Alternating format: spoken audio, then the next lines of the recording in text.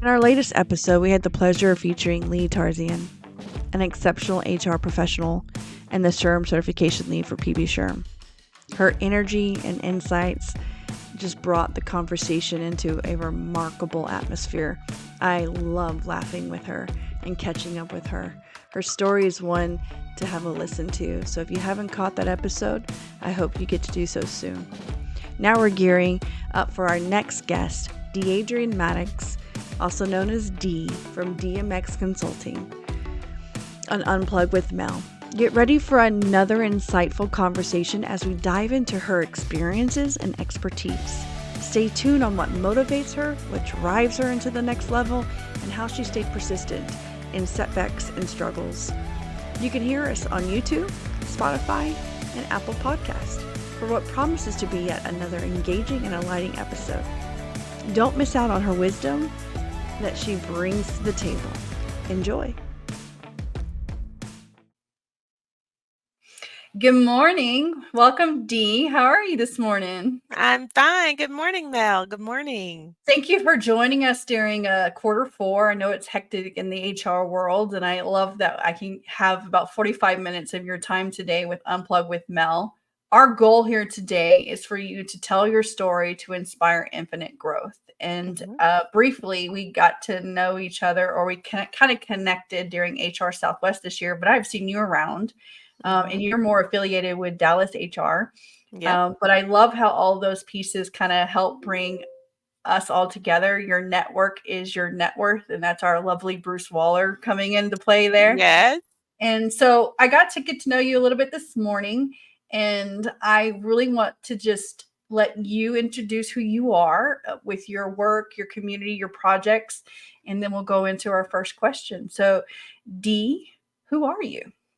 Well, hello, Mel, and hello to all of your listeners. My name is Dee Maddox, and I am the founder and CEO of DMX Consulting, which is HR consulting firm. And what we prove to do is to unlock your ability to own your success.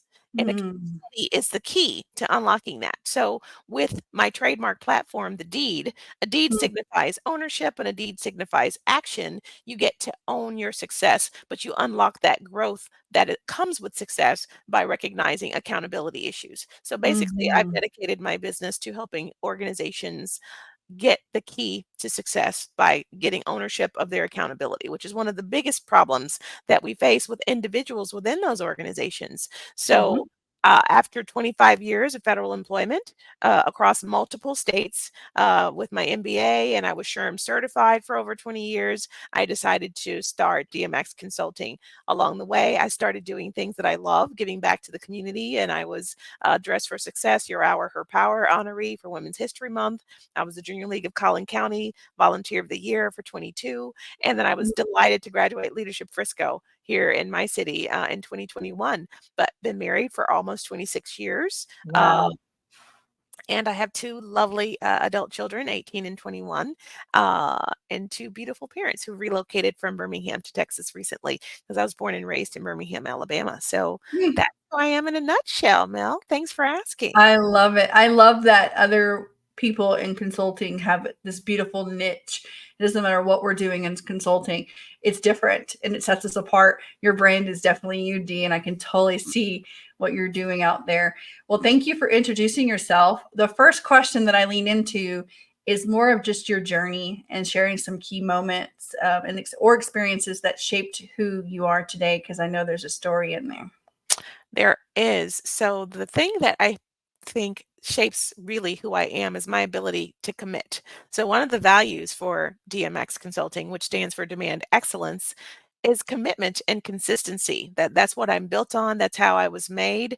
It took me, Mel, hold on to your hat, 8 years to get a 4-year degree. Wow. And I was never unenrolled the entire time. So You I just didn't take a there was no break, there was no gap year. I just, as they say in Finding Nemo, just keep swimming. I just kept getting enrolled. So no one ever asked me how long did it take me to get the degree.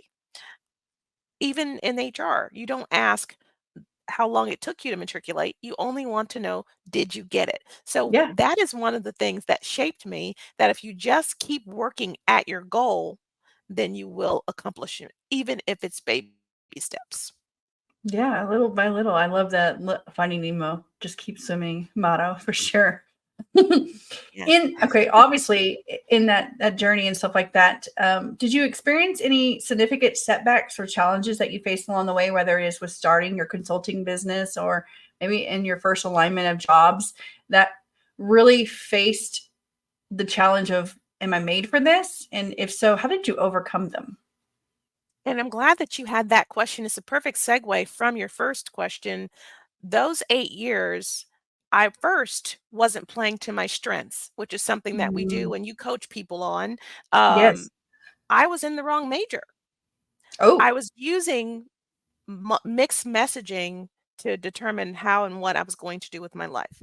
So my dad felt that um, technology and computers were going to be the wave of the future, and that would be a great way for his daughter to own a good living. So you should definitely major in computer science technology. That's going to be Mm, the wave of the future. Now, I'm a lady of a certain age. Of course, he was right. Look at where we are now. However, I was struggling in the programming classes, and so I then met my now husband, who said, if you're struggling in the thing that's going to be your major, are you certain that's how you want to spend the rest of your life? mhm.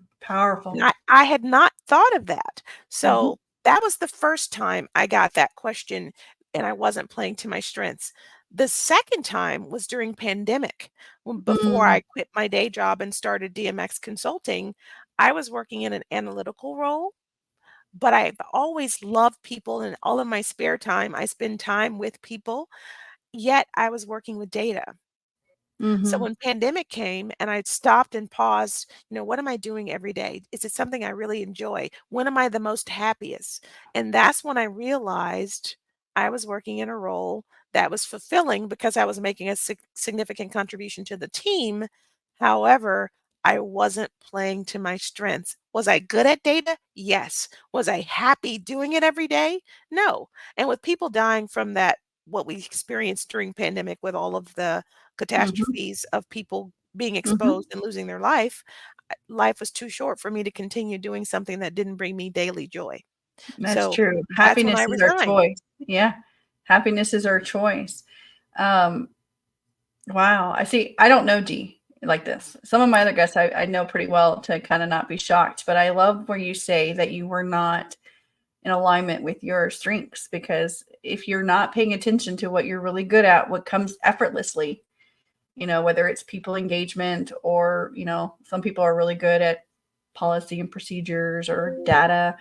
But if it doesn't fulfill you in that role, then you're missing out on what you could be called to do. And I love that. So, how did you stay motivated in that season? When did you switch majors? So immediately after I had that discussion with my husband, well, he was my not even we weren't even dating. When he asked the question, he asked me, was I seeing my advisor? Well, I really was seeing my advisor. He asked a follow-up question. He said, so you told me your major. He said, what's your minor? And I said, oh, well, my minor is business, but I'm killing those classes. They're super easy. I get all A's in those. And he said, can you repeat that, please? He's a bit of a Weisenheimer. And I said, oh, I'm getting A's in all of my business classes. He said, so what's stopping you from switching your major to your minor and making your minor, I mean, making switching your major to your minor, making your minor your major. And so I Mhm. did. That's exactly what I did. I switched. I had qualified enough computer science classes to qualify and finish off the major portion. The business classes came naturally and easily to me. I was able to load up on those and take and go ahead and finish up and graduate. So I graduated in June and married him in December. And this December, when this airs, will be I 26 can years. see why you married him. I mean, to give you that kind of wisdom to help, launch your success is like, oh yeah, you're now my team partner for life, babe. Exactly, exactly, and the crazy part is when I said I minus the hustle and bustle of the office where I had a side of people to go with the data, here at home working on my laptop without those people is when I realized I needed more of the people aspect to maintain a certain level of motivation and fulfillment. And I approached him about starting the business and letting my day job go. And once again, knowing who I really am, he goes, I could see that. Yeah, you should. You were happier when you were doing people and training and all of the things Mhm. that relate to improving how we do what we do every day. And there's no shortage in the HR community at all of people. Exactly. And Exactly. I can definitely, and I just know you from the screen, a few interactions in person, that you are definitely in alignment with what you're called to do. But that to say, in the trajectory of, taking 8 years to graduate and then switching your major and then finding that you're in data of all places, and you did that how many years? 12. 12. And then here comes COVID.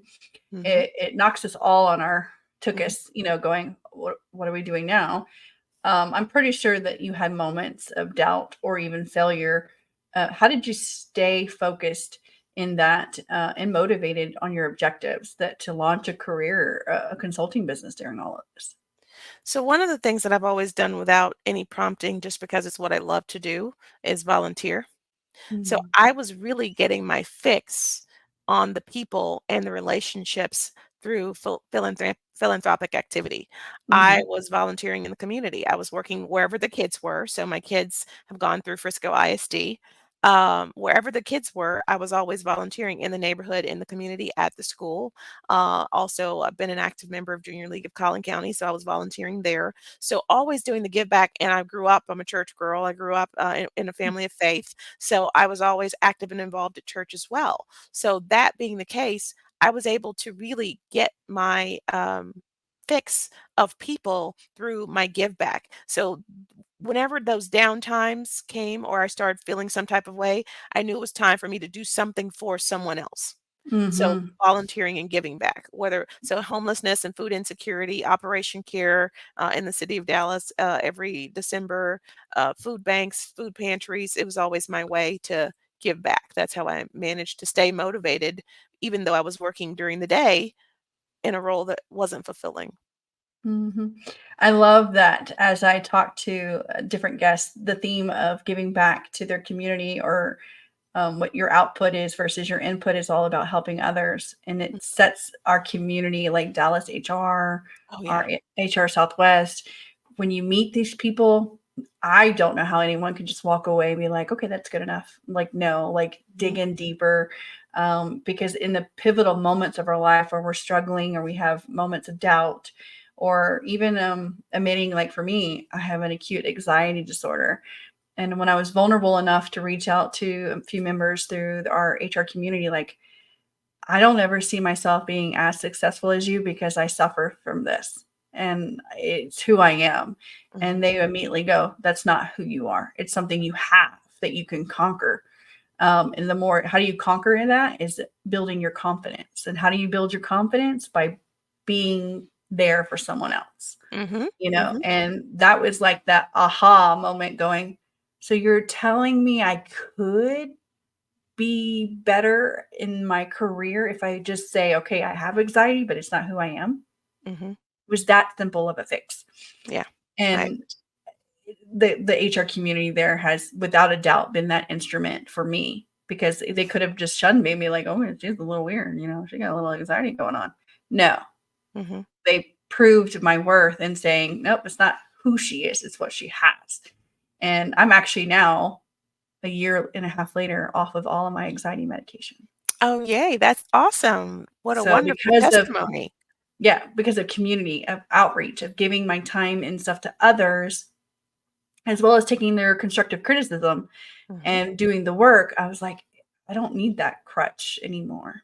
I Right. have other tools in my toolbox that will help me conquer my anxiety. And I love what it's done for me and that stuff. So I can see how you giving back in any role that you had where it wasn't filling your bucket of people, you still Mhm. were out there filling that bucket the way you needed to. So how has the consultant business filled that bucket? So, similar to you, I wouldn't have met you without Dallas HR and HR Southwest. As I was prepping myself, so I don't do anything without planning and researching. So, I was doing a lot of webinars and a lot of education because you need to know what you're getting into. So basically, I was studying entrepreneurship. I log into a meeting and I meet Sierra Bailey out of Austin, who has a book called Smarter Starting. And Sierra recommends that I connect with someone she has met in her, and this was all during COVID, virtual. She introduces me virtually to Doris Frencha. Doris says, "You have to be in Dallas HR." And I said, "Oh, well, I've been a member of SHRM National for years." She was like, "No, if you're going to do anything," and I was just getting started. She said, "If you're going to do anything that's HR related, you should be in Dallas HR. The national chapter is great, but the most impactful relationships are going to come from Dallas HR." And so Mhm. I joined Dallas HR at her recommendation, and it was phenomenal. That's I started volunteering even more. I joined the community relations committee, and that's when I went to my first HR Southwest conference and got an opportunity to speak and present my platform. And then I got to go again for the second year and speak again, actually twice. But I also met you, so like Dallas HR really And we changed totally the connected. Like trajectory. you were so vibrant at HR Southwest this year that there was no way I wasn't going to introduce myself. And it was so funny. You were coming right over to me and I was coming right over to you. And you said my hair and I said your shoes. We were And we both drawn. We we were were drawn. drawn. My hair is red for those that can't see us, and her shoes were Yeah, red. yeah, And she was just very well put together. And then, of course, my hair is my statement piece or whatever. But it was so funny because Mel normally doesn't go up to someone she doesn't know and say, "Hi, I'm Mel, but I love your shoes." That's not normally what I would do. But it was down at the Whiskey and Rye at the yeah. Omni Mhm, there. mhm, mhm, And mhm. everyone's HR down there during that Yes. conference. So it's like, now or never, Mel. Go introduce yourself. And then we bumped each other a few times during the conference center, and it's just a well-rounded way of going. It's okay to do it afraid. It's okay to not be you normally, but when you go to these events, you come out of your shell. They're Really do. all ready to meet you, all ready to engage with you, all ready to support you. I I agree. was reading it in, I think it was Bruce Waller's book, and I call him the check-in guy because he always lifts up others. He's always, doing the best or whatever. So I feel like He's that's amazing. Dallas HR. It is. These conferences, because you go there, you could be in a season at your company or in your career, and if you actually opened up during an appetizer or a meet and greet or whatever, someone's in there going to be like, "I was there." And Mhm. it's going to be okay. And here's my number. Connect with me on LinkedIn, and we're going to get and they'll check in with you again. Like, how's it going? Yeah. Bruce Have is you thought amazing. about it this way? Mhm. Have you thought about it going this way? Have you tried to be smarter about it and not work so harder on it? Because work harder or work smarter, not harder. And I love how many of those cheerleaders that we have in our community with HR. And so if you're listening today and you don't have that, Dee is one.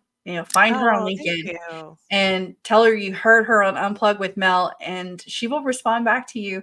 Oh, yeah. And she'll be part Let's of your connect. little pocket book that you need to carry around because you cannot go through this world alone I agree. in your career, in your personal life, or whatever. And I think HR community sets us apart It like does. none other. So we're going to move into something pretty cool here, what I like to do, and it's Okay. sharing a particular inspiring or memorable victory or a success Okay. story from your journey. So, I've had quite a few. The finishing my degree was a big coup, right? And then I kind of was so exhausted, I thought I'd never go back, but of course I did. I went on to get my master's, but outside of education, one of my biggest victories was being selected for the human capital team lead for space shuttle retirement. Oh, So, wow. and the space transportation has been in the news a lot lately because Mhm, SpaceX is trying because space transportation has been outsourced. It's no longer a major component of NASA. Well, at mhm. the time, I was working for NASA, and under the Bush presidency, it was determined that the space shuttle needed to be retired because of the loss of life accidents. I wasn't the most senior person on the human capital team. As they were putting together a cross-functional team of representatives to bring together administration, operations, accounting, engineering, and I'd only been there for a year or 2. There were way senior people who could have been selected. That was the biggest honor of my career being Wow. selected as the human capital team lead. So now this was an informal position that was appointed and designed with the sole purpose of being the human resources representative for the entire NASA Wow. space transportation program as it was being dismantled, and helping re-engineer and retool those engineers to find new jobs that had nothing to do with space transportation. So What a being task. but it was a group effort. So Yeah. simply being able to be picked as point, basically. They could have selected anyone from any directorate within HR, and I was selected, and I was told because of similar to what you said, I had been observed in how I interacted. I did new employee orientation at the time, Mhm. training, and all of the fresh graduates, engineers, I seem to know a lot of them because of course they all come through orientation. So I'll be walking through the center and people will be saying, "Hey Dee," and they were like, "Do you know?" And I said, "Well, I do NEO. I meet all the engineers on their way in." But they were like, "They actually speak to you and talk to you. Normally the engineers only talk to engineers."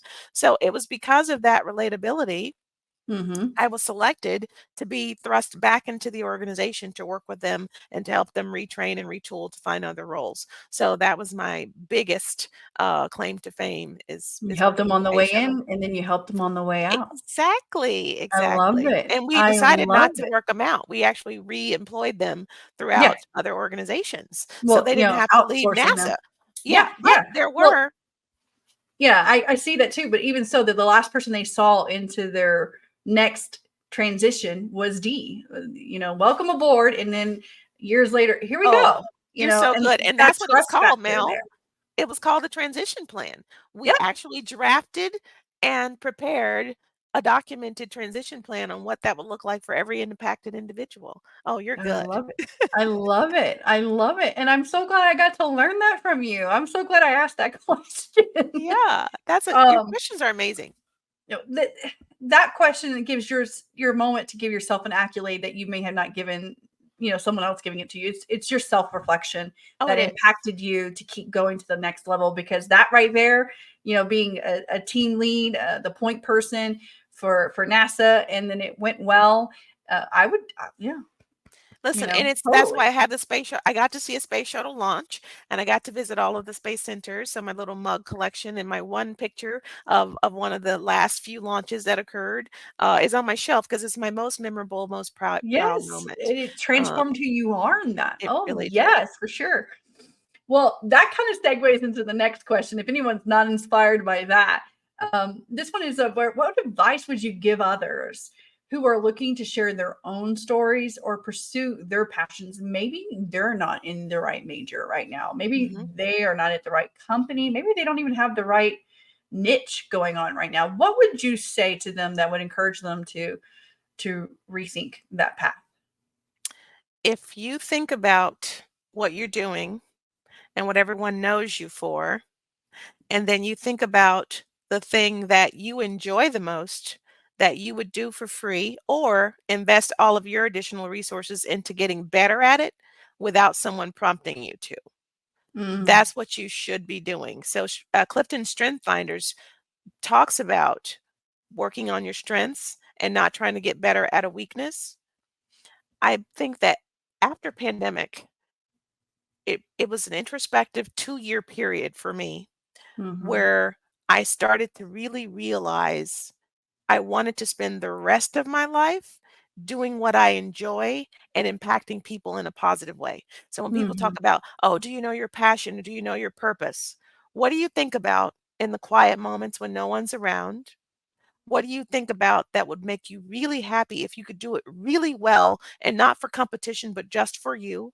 And what is the thing that you seem to do the most that people recognize you for and seem to be the most the benevolent for you doing it? So I'm a meter and a greeter.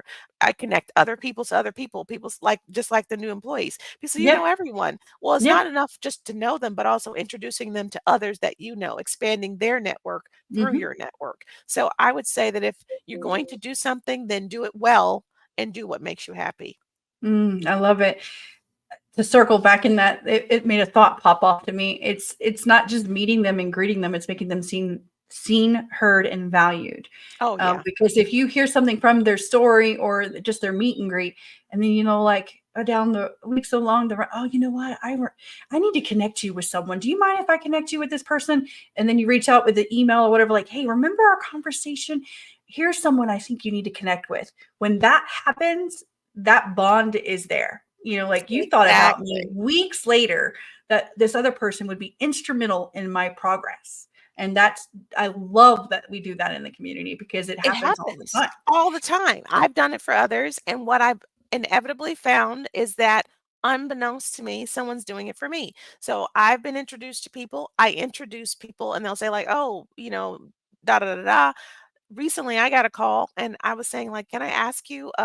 She goes, "Oh, Bruce Waller," and I was like, "That makes perfect sense because Bruce is a huge connector. He has his own podcast and book, and I met him. I went to his session and was absolutely amazed. I didn't get to go in Yes. 23, but in 22, I'd seen him at Dallas HR events. But when I got to go to his education session at HR Southwest, he was amazing, but so down to earth, so personable, and I've just been around him so many times since then. For me, I was floored that someone who's so connected, who knows so many people in so many areas, could think about and make the connection for what this particular person was looking for and say, "I know exactly who can do that for you," and then it was me. So, that's what we do in Dallas HR is it and the HR community, period. Yeah, Having a it's the HR community of community. support, it's just been fantastic.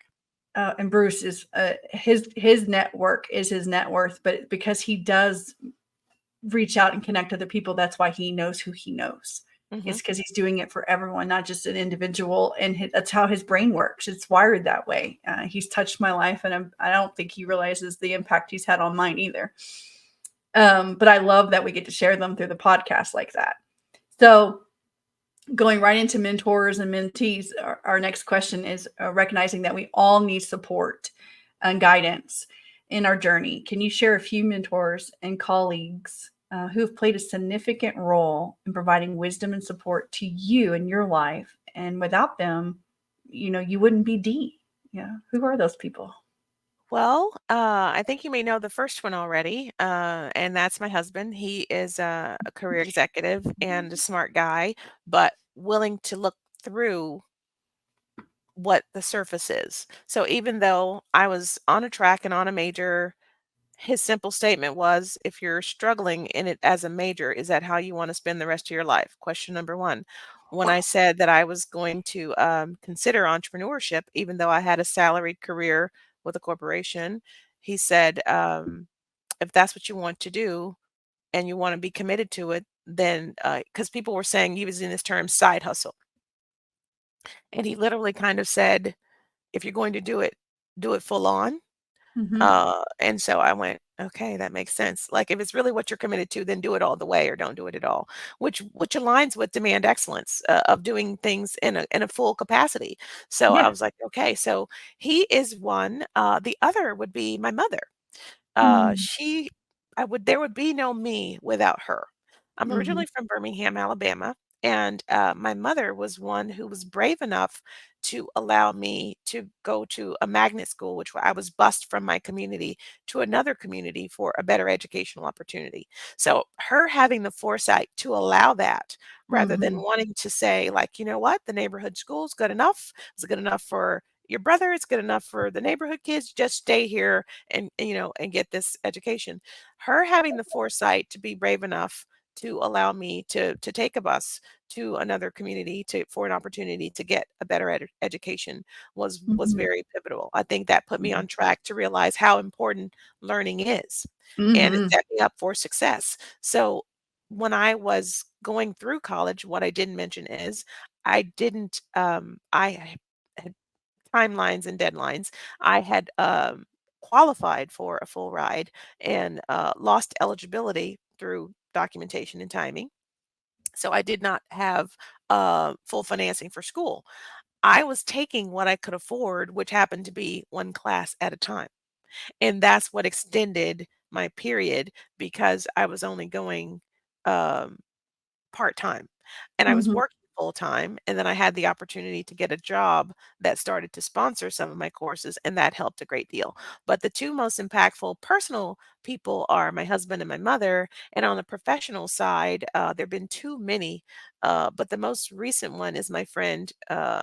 Arlene Green, who was a huge executive with a well known product uh, that we all may know. If you know Arlene, you can look her up. But she quit her job and started her company. And now she has a book called You Deserve to Love Your Job. Mm, I'm totally You getting that deserve book to now. love your job. Your job, And yes. that's literally what I was thinking when I decided to quit and start DMX Consulting. So seeing her highly successful, highly educated, highly accomplished in her corporate career, bet on herself and go into business for herself, that Mhm. was pivotal for me. So when I I can said see I why. wanted to start, the advice and the resources that she shared with me, I would not be where I am now had she not done that. From getting my website started to enlisting an intern, from using certain technological resources like Canva and Google Workspace, like things that I didn't. You don't have to procure those when you work for a company. When you work for a Yeah, company, the enterprise decides whether you're going to use Teams or Microsoft or whatever you're going to do. So when you're yeah. doing it for you, you need to decide those things. So sharing her playbook with me of how to select the right resources, how to enlist the right people to get things done to set your business up for success. So that's what I would have to say. She was Wow. one of my first. She wasn't the only one, but she was one of the first ones to lend herself to me and the transition she made from a highly successful corporate career into entrepreneurship. Wow. I love it. I love how all of the bits and pieces from family to professional, they all speak into you to create who Dee is, as well as, announce Dee Consulting, Dee Maddox. It's your pivotal moment, your pivot, and you're doing the same thing for people out there today. I hope so. And I love that someone will be listening and going, you know what, I do want to give up what I've worked for all these years because I'm not in alignment. I'm not doing a job that makes me happy anymore. And I want to bet on myself. I just never had that push to do it. But in reality, when we do these things, we're betting on ourselves. Yes. That we're setting the bar high. It's us. We know who we are, and we can do all things. We can do the hard things. We just need that push, that guidance in there. And someone out there today is listening to your story and be like, you know what? If she can do it, I can do it. I What's agree. your next step, Dee, in your career with the consulting business and stuff? What do you got in the fire right now? What are you doing? My next step is I'm going to launch, hopefully, an ebook. I won't say hopefully. I'm drafting a book.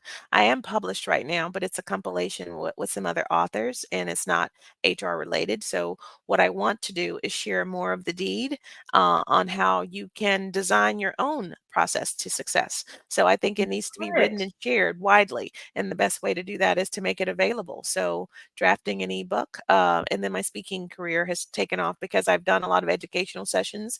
People started to invite me to different associations. And that actually is what Bruce recommended me to Mid Cities and Fort Worth and North Texas and Syntex. So sort of doing not sort of, but speaking has become a second part to my corporate training. So, of course, with my background with new employee orientations and trainings and things within an organization, working as an external consultant for major corporations is what I've really started to do. But then I've started to apply and get booked for keynotes and workshops. So, for example, in January, I'll be at the Texas Nursery and Landscape Association at their convention. So I'm actually doing corporate training and keynote speaking, and I want Love to it. become a second-time author. So next up, two-time author, Dee Maddox. I love it. Oh, I love it. I love that we never stop on the next step. Just because we finally got this going on doesn't mean that's the end of it. We're going to continue to learn, we're going to continue to develop, and we're going to continue to do. And I love that for you. So we're gonna go wrap right into our fun questions Oh, because you yay. just said a lot of what you do and everything. So without Unplug with Mel, I don't think I could not ask this question. What does Dee do to unplug? to recharge, to reconnect with you, to what you're doing, not just with your consulting business, but with your family and your friends? You know, you said you're a people person there. So what do you do to recharge up and get back at it?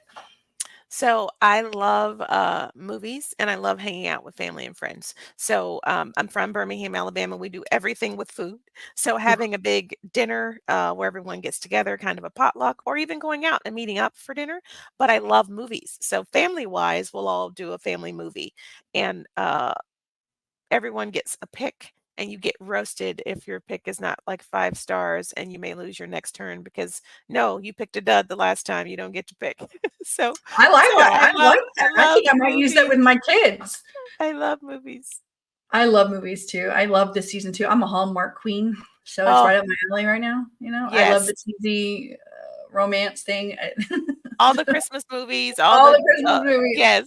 It gets me in the spirit. Like we could be going 0 to 90 right now in Q4 with HR. And so like when I don't have something going on, I'm like, let me put on my PJs and let me get me my, coffee and my little snacks and let me turn on the Hallmark Oh, and let me find Christmas somewhere. Because in West Texas, it doesn't get that cold enough to really consider Christmas around the corner. But the movies that's get me true. there. I Yeah, love that. I love movies. Well, our last question, as our time has gone by really quickly and everything like that, this one is for our listeners, whether they're seeing us in person or hearing us on the audio. What is the best piece of advice you've ever received or that you've said that has influenced your career or your life trajectory in general? The best piece of advice that I've received, and this is more recently, sort of coming out of the corporate realm and going back to your strengths, and it really aligns with some things that I learned early in my career, and it just really put a bow on it.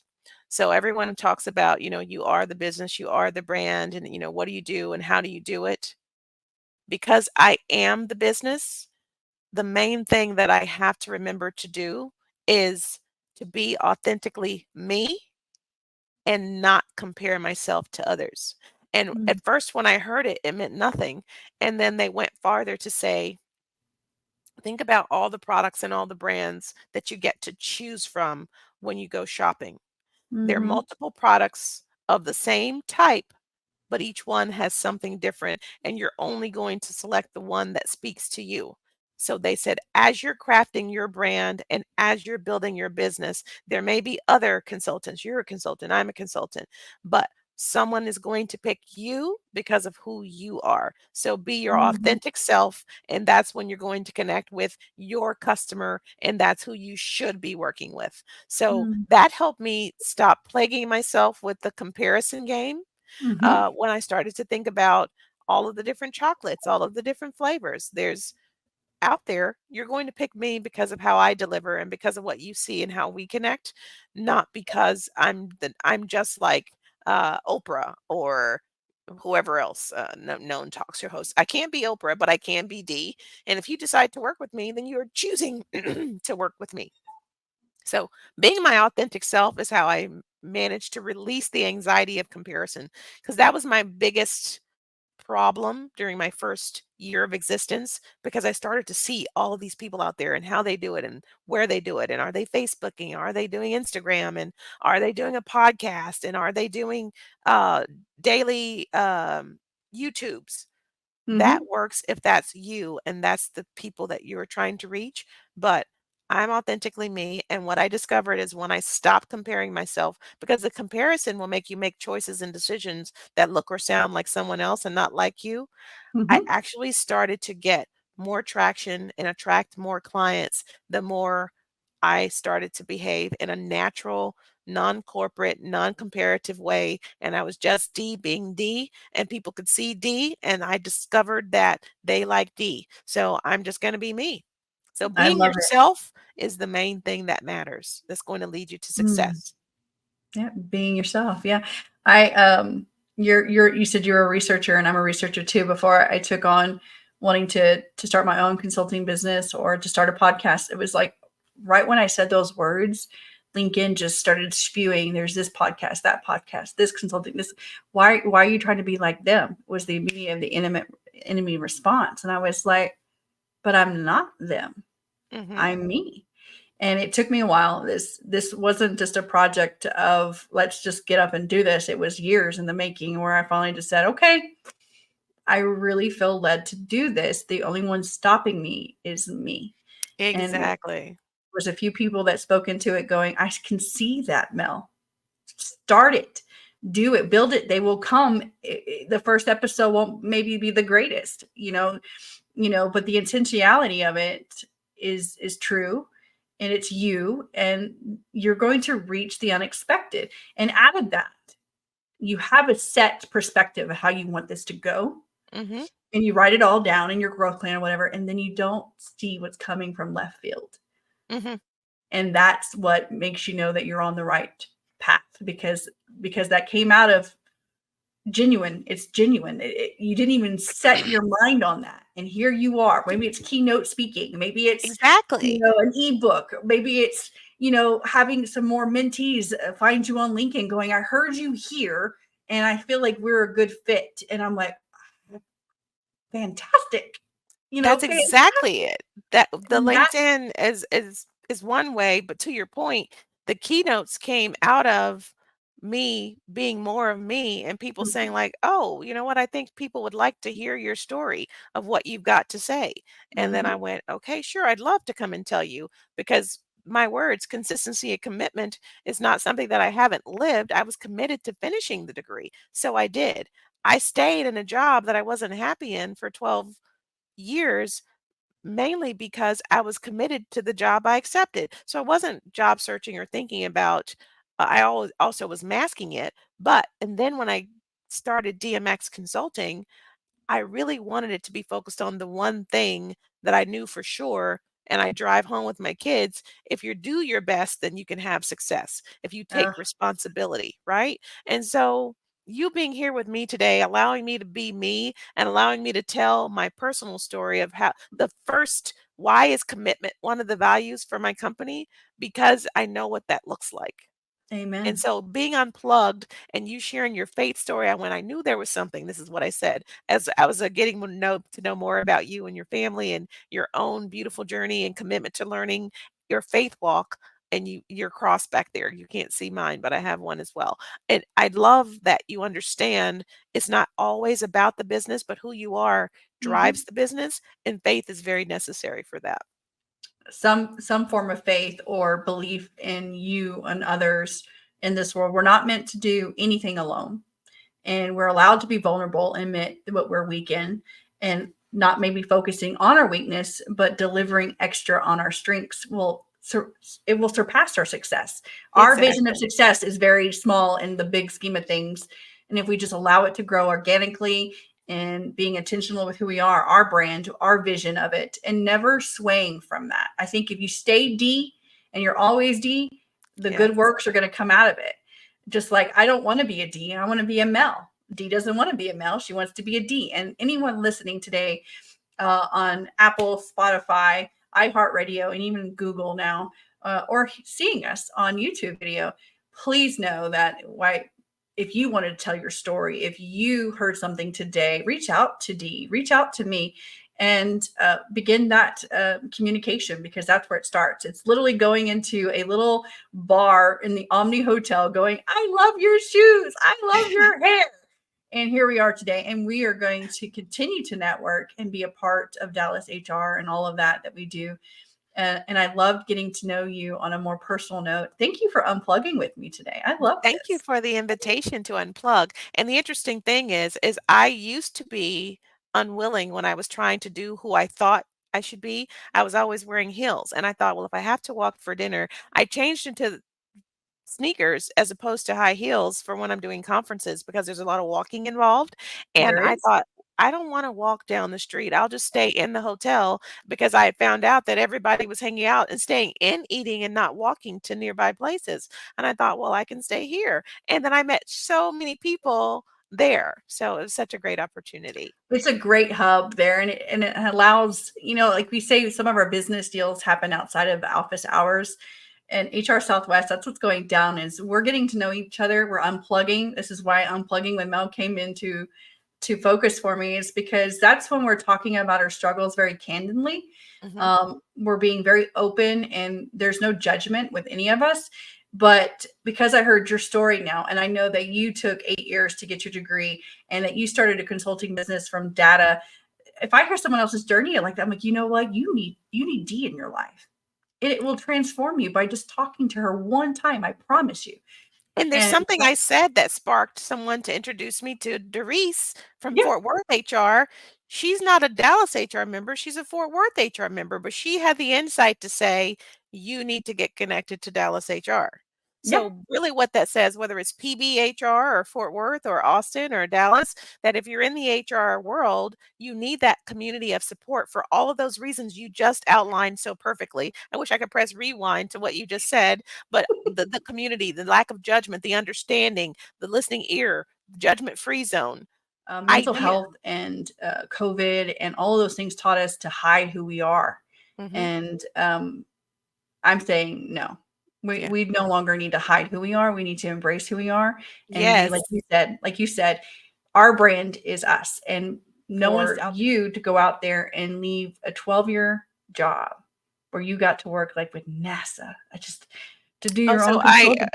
NASA was in Huntsville, Alabama, and we moved to Texas. We did move to Houston. So I had to change jobs and go with another agency, which is why I wasn't doing training proper. So when I wasn't transitioning from Huntsville Marshall Space Flight Center to Kennedy Space Flight Center because of the location my husband's job was bringing us to, I had to change jobs completely. So I had a career transition that wasn't NASA. And that's how I wound up in the analytical role versus doing employee orientation and training like I love. But that is still what I longed for. And in the quietness of pandemic, the introspection led me back to the thing that I love the most. And you have Dee Maddox Consulting, which Yes. is just amazing. And you can find that on LinkedIn. She's Yes. there. And she's DMX actually Consulting on LinkedIn. It's DeAdrian Maddox on LinkedIn, correct? Yes.